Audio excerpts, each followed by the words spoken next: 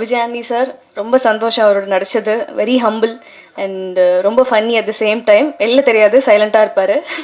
But டக்குன்னு ஒரு counter போட்டு கலாய்ப்பார். அப்புறம் இந்த படத்தில் நான் வந்து காப்பாக நடிச்சிருக்கேன். ஸோ இன்ஸ்பெக்டராக பண்ணியிருக்கேன்.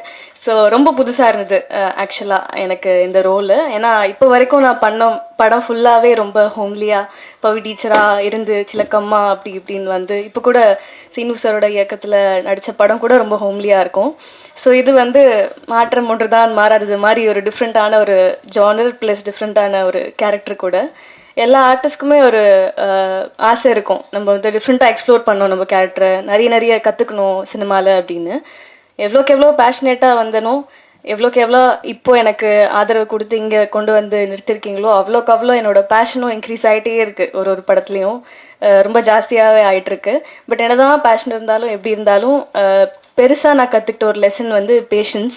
ஸோ அதை எனக்கு வந்து இந்த சினிமா கற்றுக் கொடுத்துருக்கு. அதான் நான் சொல்கிற மாதிரி இந்த படம் எனக்கு வந்து ரொம்ப இம்பார்ட்டன்ட், ரொம்ப ஸ்பெஷல். ஏன்னா ஃபர்ஸ்ட் படம் ஆப்வியஸ்லி ஜூனில் வரப்போகுது, நெக்ஸ்ட் மந்த் 27th. கண்டிப்பாக எல்லாருமே போய் பார்த்து அதே சப்போர்ட் அண்ட் அதே ஆதரவு எனக்கு கிடைக்கும்னு நம்புகிறேன்.